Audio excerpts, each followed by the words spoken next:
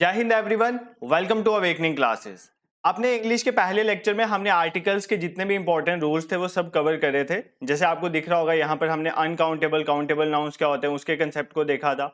उसके बाद हमने रूल्स देखे थे कैसे अनकाउंटेबल को काउंटेबल ट्रीट करते हैं। डेफिनेट आर्टिकल द का कहाँ कहाँ हम यूज कर सकते हैं वो भी हमने देखा था। उसके बाद हमने देखा था कि कुछ ऐसी जगह होती है जहां पर आर्टिकल्स का आना मैंडेटरी है। जब सिंगुलर और काउंटेबल नाउन होता है वहां पर आर्टिकल का आना मैंडेटरी होता है, ये चीज देखी थी। और हमने ये भी देखा था कहां पर आर्टिकल्स का यूज नहीं होता है, ए एंड दा वहां पर यूज नहीं होता, मतलब जिसको नो आर्टिकल वाला केस बोलते हैं, वो भी हमने क्वेश्चन देखे थे। अगर ये आपने लेक्चर नहीं देखा है तो आई टैब में आपको शो हो रहा होगा, डिस्क्रिप्शन में भी डाल दूंगा। इस लेक्चर को देख के आप यहाँ पर स्विच करना, तभी आपको एमसीक्यूज करने में हेल्प मिलेगी। अदरवाइज अगर आपने रूल्स नहीं पढ़े, बेसिक कंसेप्ट नहीं देखे, तो एमसीक्यूज या पीवाईक्यू सॉल्व करने का कोई फायदा नहीं है। तो आज हम पीवाईक्यूज को ही कवर करें। मेनली ये एमसीक्यूज में मैक्सिमम तो मैंने पीवाईक्यूज ही डाले हुए हैं डिफरेंट एग्जाम्स के, चाहे जेकेएसएसबी एग्जाम्स के होंगे और या एसएससी वगैरह एग्जाम के। ठीक है, तो बिना टाइम वेस्ट करे आज के इस लेक्चर को स्टार्ट करते हैं। अपना पहला एमसीक्यू देखते हैं। He is dash Mahatma Gandhi of our class. देखो बोला जा रहा है कि किसी पर्सन को डेडिकेट किया जा रहा है, किसी लड़के को, कि वो जो है वो पर्सन महात्मा गांधी है हमारी क्लास का। इसमें कौन सा आर्टिकल यूज होगा? ए एंड धा में से देखो, ए द एन तो आ नहीं सकता, ठीक है। ए और धा में कंपटीशन है, ठीक है, और या नो आर्टिकल आएगा। अब यहाँ पर मैं आपको एक रूल समझा देता हूँ, अगर आपको नहीं पता है। जब भी मेटाफर का केस होता है ना, तो हमेशा द यूज होगा। अब आप बोलोगे सर एक केस समझाने के लिए आपने एक और मुश्किल वर्ड लिया है, मेटाफर। मेटाफर कुछ नहीं होता, जब एक चीज को किसी दूसरी चीज की तरह हम ट्रीट करते हैं। यहाँ पर क्या किया जा रहा है, उस बच्चे को बोला जा रहा है Mahatma Gandhi of our class, ठीक है। तो यहाँ पर बच्चे को महात्मा गांधी की तरह ट्रीट किया जा रहा है। या मैं किसी और पर्सन को बोलूं ही is the Shakespeare of our class. जब एक चीज को दूसरी चीज की तरह ट्रीट किया जाता है उसको बोलते हैं मेटाफर। और जब भी मेटाफर वाला केस होता है हमेशा आर्टिकल द यूज होता है, ये आपने याद रखना है। तो इसका आंसर आ जाएगा ही is the Mahatma Gandhi of our class. ठीक है, आई होप ये क्वेश्चन आपको क्लियर हुआ होगा। देखो, एक तो जो मैंने ऑलरेडी अपने लेक्चर में पढ़ाए थे, आपको ट्रिक्स वगैरह बताई थी या रूल्स बताए थे, उनके बेसिस में जो क्वेश्चन आएंगे वो आपने खुद करने, और कुछ नए भी होंगे अगर, तो वो आपको मैं बता दूंगा कि क्या नया आप यूज कर सकते हो। जैसे मेटाफर वाला केस था, मैंने आपको समझा दिया। नेक्स्ट क्वेश्चन पे स्विच करते हैं। Dash earth is moving around dash sun. ठीक है, अर्थ मूव करती है सन के आगे पीछे, ये आप सबको पता है, रिवॉल्व करती है। इसी क्वेश्चन के रिलेटेड है। यहाँ पर क्या आएगा, देखो अर्थ जो है दो तरह से, अगर हम देखें इसको ए एंड द के बेसिस में, तो एन जो है वो इसके पीछे आ सकता है, क्योंकि एन अर्थ, ठीक है, एन अर्थ हो सकता है। बट मैंने आपको बताया था कि जब भी सेलेस्टियल बॉडीज की बात होती है, सेलेस्टियल बॉडीज वो बॉडीज होती हैं जैसे जिसमें हमारे प्लैनेट्स आ जाते हैं, मतलब हमारी अर्थ के बाहर वाली बॉडीज, इवन हमारे सारे प्लैनेट्स, मून, जुपिटर, ये सब जो हैं, सन, ये सारे क्या आते हैं सेलेस्टियल बॉडीज में। इन सब के लिए आर्टिकल द यूज होता है। तो यहाँ पर आएगा the earth is moving around the sun. ठीक है, तो ये सिंपल क्वेश्चन था, आई होप आपको क्लियर हो गया होगा। नेक्स्ट क्वेश्चन पे मूव करते हैं। Dash judiciary is composed of supreme court of 7 member. तो देखो बोला जा रहा है कि जुडिशरी किससे बनी हुई है, सुप्रीम कोर्ट, जिसके 7 मेंबर्स हैं एट प्रेजेंट स्टेज, ये बोला जा रहा है। ठीक है, अब जुडिशरी के पीछे कौन सा आर्टिकल यूज होगा, ए एंड धा या नो आर्टिकल। ठीक है, तो देखो जुडिशरी, जितने भी इंपॉर्टेंट चीज याद रखना, जितने भी गवर्नमेंट ऑर्गेनाइजेशंस हैं, जितने भी गवर्नमेंट ऑर्गेनाइजेशंस हैं, उन सब के लिए हमेशा आर्टिकल द यूज होता है। तो ये आपने याद रखना। तो यहाँ पर आर्टिकल द यूज होगा। The judiciary is composed of supreme court of 7 जजेस। यहाँ पर अगर एग्जीक्यूटिव लिखा होता तब भी आप द यूज करते, क्योंकि वो भी गवर्नमेंट की ऑर्गेनाइजेशन है, एग्जीक्यूटिव। ठीक है, तो जुडिशरी, एग्जीक्यूटिव, जितनी भी गवर्नमेंट ऑर्गेनाइजेशन है उनके लिए आर्टिकल द यूज होगा। ठीक है, ये ऐसा क्वेश्चन। नेक्स्ट क्वेश्चन देखो, ये तो मैंने पढ़ाया था आपको। Do not make dash noise. ठीक है, मैंने आपको बताए थे कुछ इंपॉर्टेंट फ्रेजेस होते हैं। ठीक है, कुछ इंपॉर्टेंट फ्रेजेस होते हैं जिनके बीच कोई आर्टिकल यूज नहीं होता, वो एज इट इज बोले जाते हैं। जैसे फॉर एग्जांपल, आपकी क्लास में टीचर ने ऐसे तो पढ़ाया होगा ना, आप जब छोटी क्लासेस में थे तो बोला होगा नेवर टेल अ लाई। ठीक है, नेवर टेल अ लाई, तो ये एक फ्रेज है। टेल अ लाई एक फ्रेज है, नेवर टेल अ लाई एक फ्रेज है कि कभी झूठ नहीं बोलना। तो वो एज इट इज आता है, उसमें आप कोई चेंज नहीं कर सकते। इसी तरह मेक अ नॉइस, आपने सुना होगा ना, do not make a noise. तो मेक अ नॉइस एक फ्रेज है, ठीक है, do not make a noise एक फ्रेज है, तो ये एज इट इज यूज होता है। तो जो हमारे फ्रेजेस होते हैं, जैसे इन हरी नहीं होता, इन आ हरी होता है। ठीक है, इन हा हरी, जल्दी, कोई जल्दी में है तो उसके लिए यूज करते हैं इन आ हरी। ठीक है, उसके बाद जैसे फॉर एग्जांपल कोई चीज इन अ नटशेल, मैं आपको बोलूं कि आर्टिकल्स क्या होते हैं इन अ नटशेल बताओ। ठीक है, इन अ नटशेल, तो इन नटशेल नहीं होता, इन अ नटशेल होता है। तो ये कुछ फ्रेजेस होते हैं इंपॉर्टेंट, जो एज इट इज यूज होता है। अगर यहाँ पर आ यूज हो रहा है तो आ ही आएगा, अगर एन यूज हो रहा है एन ही आएगा। जो फ्रेजेस में हम यूज करते हैं उनको एज इट इज हम आर्टिकल्स ट्रीट करते हैं, ये चीज आपने याद रखनी, ठीक है। नेक्स्ट मूव करते हैं, ये अनकाउंटेबल का केस है। I will by dash furniture today. देखो मैंने एक फर्नीचर को खरीदा आज, ठीक है, ये क्वेश्चन है। अब यहाँ पर कौन सा आर्टिकल आएगा, द आएगा, ए आएगा, एन आएगा। देखो एन तो आ नहीं सकता, ये आपको पता है, ए और द में आपकी को कंफ्यूजन होगी। देखो फर्नीचर जो है ना ये अनकाउंटेबल नाउन है, ठीक है। अनकाउंटेबल नाउन क्या है कि इसका प्लूरल एग्जिस्ट नहीं करता, इसको आप काउंट नहीं कर सकते। अगर मैं फर्नीचर वर्ड बोल रहा हूँ उसमें टेबल भी हो सकता है, उसमें बेड भी हो सकता है, उसमें सोफा भी हो सकता है, कुछ भी हो सकता है, तो उसका प्लूरल एग्जिस्ट नहीं करता है। तो फर्नीचर जो है अनकाउंटेबल नाउन है। और आपको पता है किसी भी अनकाउंटेबल नाउन के पीछे जो है वो हम कभी भी आर्टिकल ए एन तो यूज नहीं कर सकते। तो I will buy furniture today ये आ जाएगा, ठीक है। I will buy furniture today, यहाँ पर नो आर्टिकल वाला केस आ जाएगा, ठीक है। अगर एरर डिटेक्शन में इसके पीछे ए लिखा होता, ठीक है, कई बार एरर के फॉर्म, मैंने वो वाले क्वेश्चन भी इंक्लूड करें, आज हम वो भी देखेंगे, स्पॉट द एरर वाले भी। तो जैसे एरर वाले क्वेश्चन में अगर यहाँ पर लिखा हुआ है I will buy a furniture today, तो आपने ए को कार्ड देना है, क्योंकि ये अनकाउंटेबल नाउन है फर्नीचर, उसके पीछे कभी भी ए एन यूज नहीं हो सकता, ठीक है। और कौन से वर्ड थे मैंने आपको बताया था, जैसे इंफॉर्मेशन है, एडवाइस है, इनके प्लूरल एग्जिस्ट नहीं करते, ये अनकाउंटेबल नाउन है और इनके पीछे ए एन कभी भी यूज नहीं हो सकता, ठीक है। नेक्स्ट मूव करते हैं, I had dash a slice of bread. मतलब मैंने आज एक स्लाइस ऑफ ब्रेड को ले लिया, कंज्यूम कर लिया, ठीक है, ये बोल रहा है। अब देखो ब्रेड जो है वो अनकाउंटेबल नाउन है, ठीक है, ब्रेड अनकाउंटेबल नाउन है, ब्रेड का ब्रेड्स नहीं होता है, ठीक है, ब्रेड का प्लूरल एग्जिस्ट नहीं करता, ये अनकाउंटेबल नाउन है, इसके पीछे ए एन नहीं आ सकता। बट मैंने आपको एक केस बताया था, जब भी हम अनकाउंटेबल को काउंटेबल बना देते हैं। अब ये बोल रहा है I had slice of bread, bread की एक स्लाइस ली है, तो स्लाइस को तो आप काउंट कर सकते हो ना। तो अब ये जो है ब्रेड अनकाउंटेबल नहीं रहा, अब ये काउंटेबल हो गया, इसलिए हम इसके पीछे आर्टिकल यूज कर सकते हैं। तो यहाँ पर आर्टिकल ए आ जाएगा, I had a slice of bread. देखो ब्रेड अनकाउंटेबल था, उसका प्लूरल एग्जिस्ट नहीं करता, वो अनकाउंटेबल है, उसके पीछे ए एन यूज नहीं कर सकते। बट यहाँ पर जो ब्रेड है ये अब काउंटेबल हो गया, क्योंकि हम बात करें एक स्लाइस ऑफ ब्रेड, तो काउंटेबल है ना, एक स्लाइस, दो स्लाइस, तो ये काउंटेबल है, इसलिए हम इसके पीछे आर्टिकल ए का यूज करेंगे। आई होप ये चीजें आपको क्लियर हो रही होंगी। देखो आप अगर ये चीज सोचो इतना डिफिकल्ट नहीं एग्जाम में पूछा जाएगा, अगर आपको ऐसे लगता है, तो देखो हमें एग्जामिनर का पता नहीं है वो कैसे क्वेश्चन फ्रेम करेगा, हमें सिंपल से कम्प्लेक्स हर तरह से प्रिपेयर होकर एग्जाम में जाना है। जितने टफ क्वेश्चन आज आप इधर करोगे ना, तो कल एग्जाम में अगर टफ आएगा भी तो आपको पता ही नहीं चलेगा कि आप एमसीक्यू सेशन देख रहे हो हमारे चैनल पे या पेपर सॉल्व कर रहे हो, ठीक है। इसके बाद हम जब मॉक टेस्ट भी आपको प्रोवाइड करेंगे ना, उसमें हम जितना भी एस्पेक्ट हर एक सब्जेक्ट है वो कवर करके आपको क्वेश्चन देंगे, ताकि सिंपल से डिफिकल्ट तक किसी भी तरह का टॉपिक जो है एग्जामिनर फ्रेम कर सकता है, आपको छूटना नहीं चाहिए, ठीक है। नेक्स्ट क्वेश्चन पे मूव करते हैं, what sort of dash man he is, किस तरह का पर्सन है वो, ठीक है, ये यहाँ पर इसका मीनिंग है, what sort of dash man he is. अब यहाँ पर एक रूल आपने याद रखना है, जब भी कभी ऐसे वर्ड हो, व्हाट सॉर्ट ऑफ साथ साथ लिख लो, व्हाट सॉर्ट ऑफ, या हम बोलते हैं ना what kind of person he is, what kind of, तो ये जो वर्ड होते हैं ना, what kind of, what sort of, what variety of shirt it is, ठीक है, कोई आप शर्ट लेने जा रहे हो तो बोलते हो ना कौन सी वैरायटी की शर्ट है, what variety of shirt is. ये जो वर्ड होते हैं ना, इनके साथ कभी भी आर्टिकल यूज नहीं होता है, इनके साथ आर्टिकल यूज नहीं होता। आप ऐसे नहीं बोल सकते what sort of a man he is. अगर आप ऐसे एग्जाम में देखो तो मैन है, मैन के साथ क्या आएगा, ए आएगा, ठीक है, मैन के साथ ए आएगा, क्योंकि साउंड जो है कॉन्सोनेंट प्रोड्यूस हो रही है। बट यहाँ पर ए नहीं आ सकता, क्यों, क्योंकि जब भी word sort of, word kind of, word variety of words आते हैं, इस तरह के वर्ड आते हैं, उनके साथ कोई भी आर्टिकल यूज नहीं होता। तो ये गलत है स्टेटमेंट, ए नहीं आ सकता, ये स्टेटमेंट करेक्ट है, word sort of man is, ठीक है। आई होप ये आपको क्लियर हुआ होगा। Next is dash great Britain.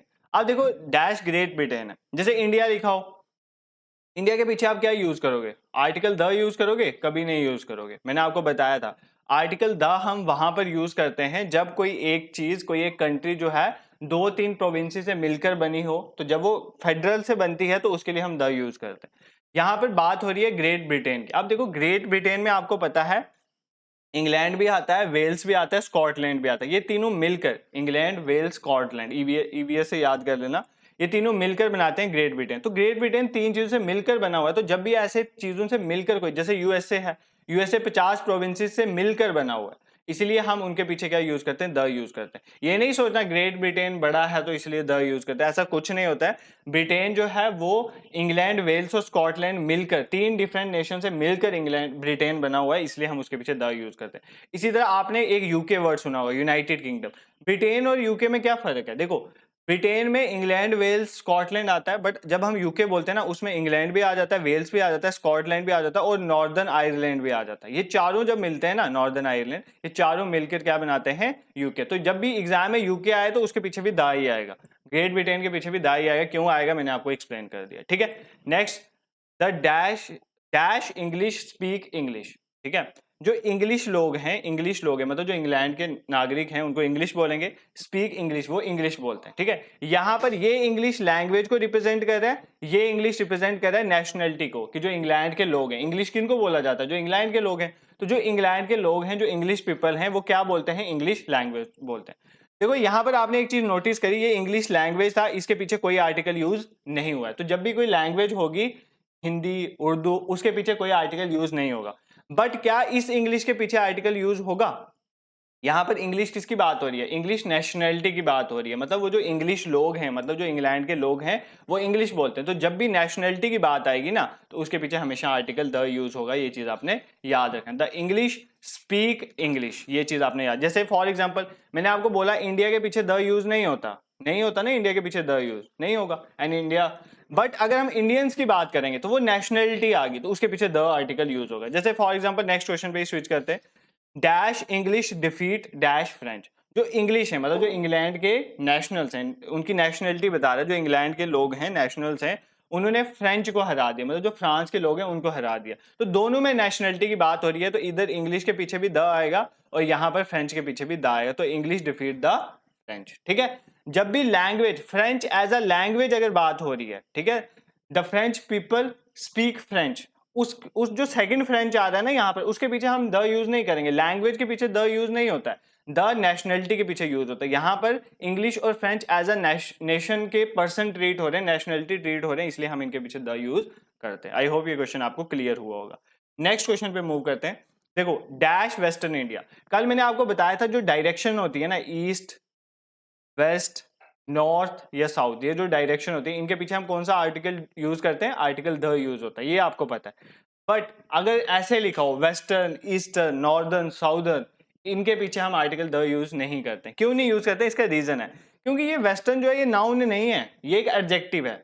मैंने आपको आर्टिकल जब बेसिक डेफिनेशन पढ़ाई थी, मैंने आपको ये चीज समझाई थी कि जो आर्टिकल्स होते हैं वो क्या करते हैं, वो डिफाइन करते हैं। किसको डिफाइन करते हैं, नाउन को, नाउन को डिफाइन करते हैं कि नाउन काउंटेबल है, अनकाउंटेबल है, सिंगुलर है, प्लूरल है, स्पेसिफिक है, नॉन स्पेसिफिक है। हर वर्ड को मैंने आपको क्लियरली मेंशन करके वहां पर समझाया था। तो यहाँ पर वेस्टर्न इंडिया के पीछे कोई भी आर्टिकल यूज नहीं होगा। क्यों? क्योंकि ये कोई डायरेक्शन नहीं है, आप इधर द नहीं लगा सकते, ठीक है। यहाँ पर नो आर्टिकल आ जाएगा।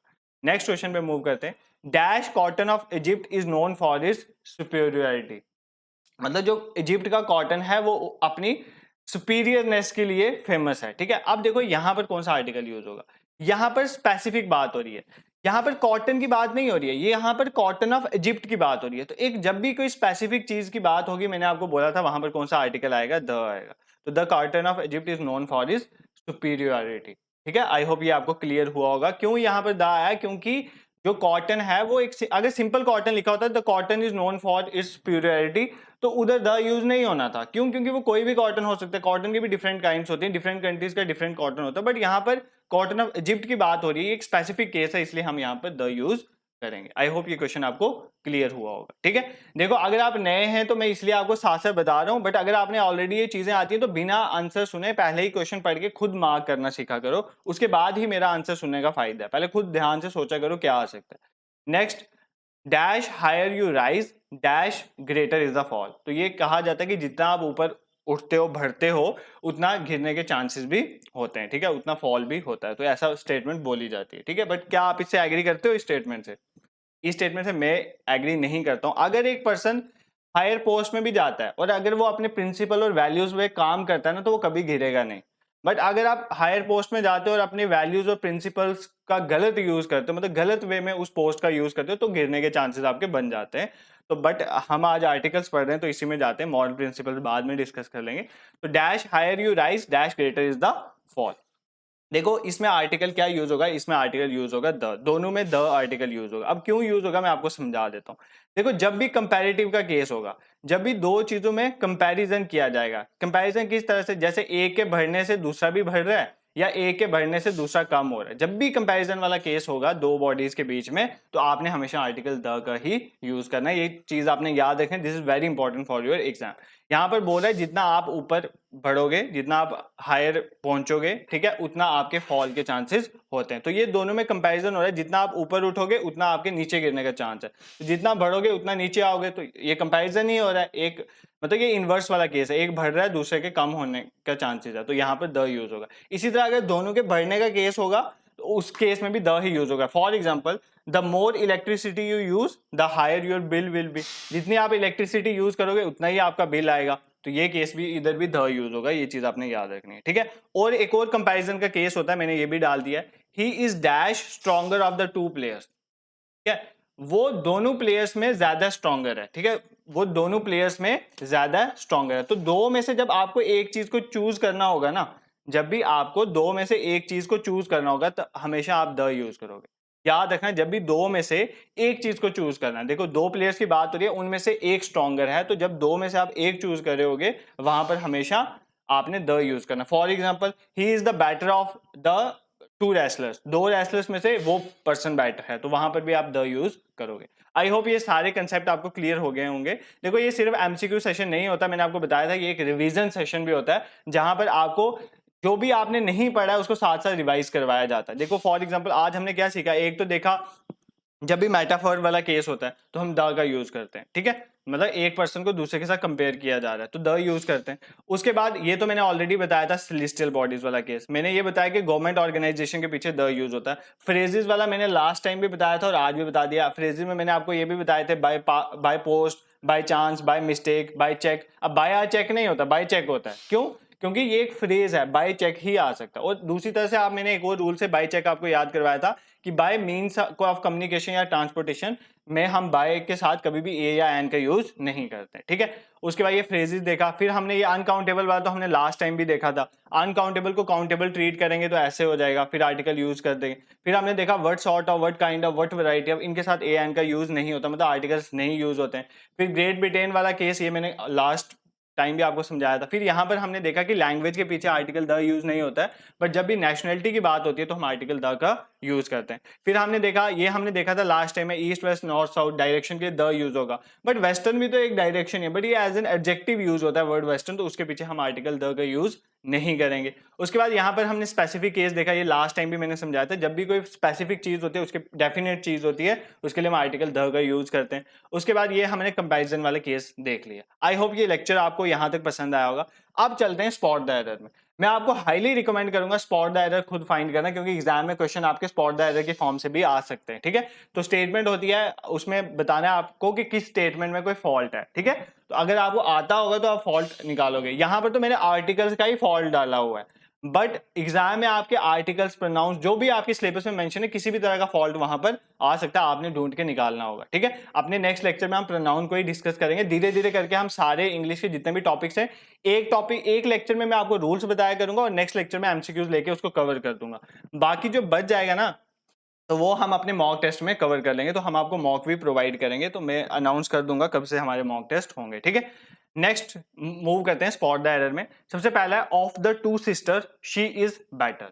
दोनों सिस्टर्स में वो बेटर है, ठीक है, किसी एक लड़की की बात हो रही है। अब देखो, ये इसमें एरर है, इसमें एरर है, इस वाली स्टेटमेंट में एरर है, या कोई भी एरर नहीं है, तो आप पहले खुद ट्राई करो। देखो मैं आपको बता देता हूँ, ऑफ द टू सिस्टर, दोनों सिस्टर्स में शी इज बेटर। देखो यहाँ पर क्या हो रहा है, दो सिस्टर में से एक को चूज किया जाए, तो जब भी दो में से एक चूज करते हैं, तो मैंने आपको बोला आर्टिकल कौन सा यूज होता है, द यूज होगा। यहाँ पर इज द बेटर आना चाहिए था, तो फॉल्ट कौन सी स्टेटमेंट में है, सी में। इज बेटर नहीं आना चाहिए, इज द बेटर आना चाहिए। तो आई होप ये आपको स्पॉट द एरर क्लियर हो गया होगा। तो ये तो सिंपल था, अभी हमने रूल देखा उसके बेसिस में ही था। नेक्स्ट मूव करते हैं, ही is the best worker of the factory but unfortunately least paid. देखो बात हो रही है एक पर्सन की, वो बेस्ट वर्कर है, चलो ठीक है, यहां तक तो ठीक है, ही is the best worker, best superlative degree है, इसके पीछे द यूज आया तो बिल्कुल ठीक है। ऑफ द फैक्ट्री ये भी ठीक है, but unfortunately least paid, but उसको कम पे दी जा रही है। लीस्ट क्या होता है? लीस्ट भी एक सुपरलेटिव डिग्री है ना, लीस्ट सुपरलेटिव डिग्री है, तो सुपरलेटिव डिग्री के पीछे हमेशा द आता है, तो यहाँ पर द यूज नहीं हुआ है, इसका मतलब यहाँ पर भी कौन सी स्टेटमेंट में फॉल्ट है? स्टेटमेंट सी में। तो एरर किस में है? स्टेटमेंट सी में। यहाँ पर द लीस्ट आना चाहिए, द लीस्ट पेड, तो द यहाँ पर नहीं डाला। आई होप ये आपको क्लियर हो गया होगा। नेक्स्ट पे मूव करते हैं। When the house was set on the fire, जब घर को फायर पे लगा दिया, मतलब जल गया घर, all the people started shouting at the top of their voice, तो लोग चिल्लाने लगे, ये तो सिंपल। बट यहाँ पर एरर कहाँ पर है? क्या इसमें कोई भी एरर नहीं है? आपने पहले पॉज करके खुद देखना, मैं आपको बता देता हूँ। When the house was set on the fire, देखो आपने ये वर्ड फ्रेज सुना होगा ना, set on fire, ठीक है? set on fire का मतलब होता है आग लग जाना कहीं पे। ये एक फ्रेजल वर्ब है, तो यहाँ पर set on fire ही आता है, यहाँ पर द यूज नहीं होता, तो इस स्टेटमेंट में फॉल्ट है, यहाँ पर द यूज नहीं होना था, set on fire आना था, तो इसका ऑप्शन बी करेक्ट हो जाएगा, ठीक है?